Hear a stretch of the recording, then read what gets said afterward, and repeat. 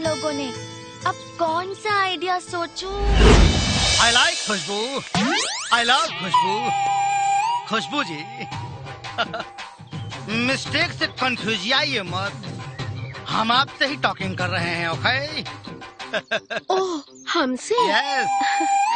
खुशबू जी, कभी कभी बच्चों के प्रिंसिपल से भी टॉकिंग कर लिया कीजिए, आपका वैलिडिटी और बैलेंस दोनों मेंटेन रहेगा, ओके?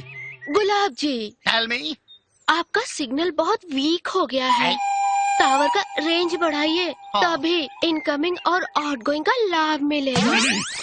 ओके, किसी गैलरी में जाके दिखा दूंगा।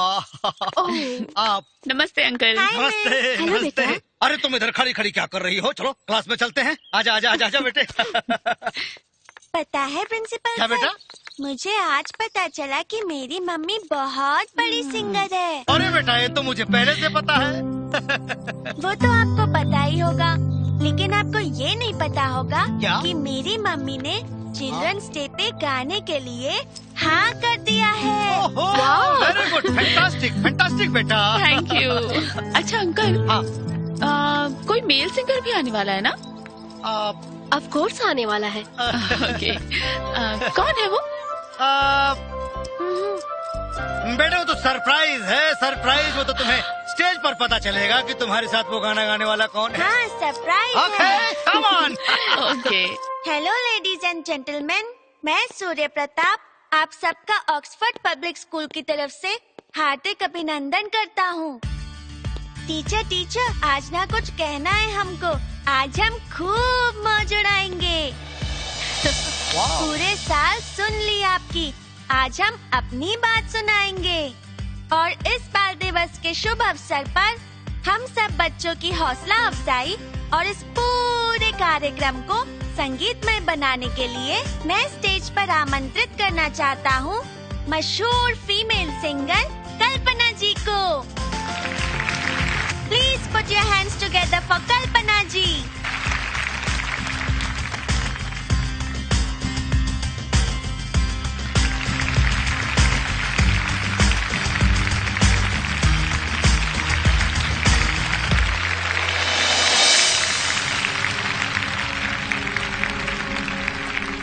और आप लोगों को ये जानकर और भी खुशी होगी कि इस कार्यक्रम को और भी संगीतमय बनाने के लिए कल्पना जी का साथ देंगे भोजपुरी के स्टार सिंगर और मेरे फेवरेट साजन लाल जी।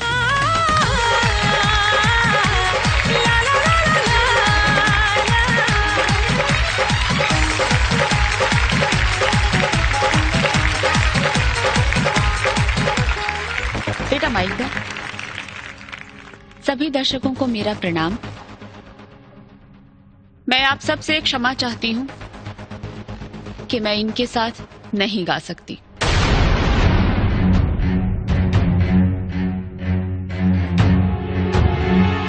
क्योंकि जो इंसान संगीत की भावना की कद्र ना करे, मैं उसका साथ नहीं दे सकती। सॉरी सूर्य। अरे कल्पना जी प्लीज रुकिए, प्लीज कल्पना जी प्लीज। सॉरी सूर्या।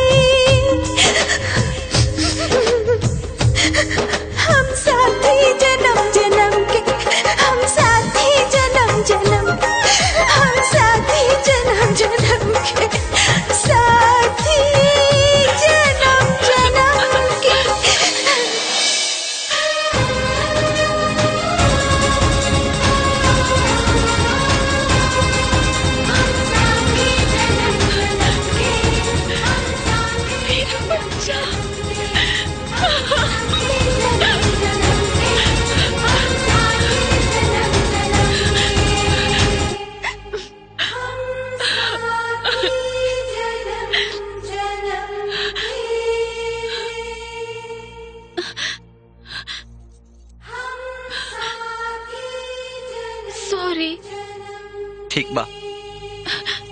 का ठीक बा? रवा तो कहले रहनी ना कि हम जब रूठब तो हमके बनाई। हमके मौका तो मिले के चाहिए ना। का मौका मिले के चाहे? रवा के पता बा इतना शर्म कैसे रहनी है? एक को मेरे हमारी याद ना आए। अरे यार, मैंने आप लोगों को इतनी मुश्किल से मिलाया और आप लोग फिर चालू हो गए। हम साथी जन्म जन्म के, हम साथी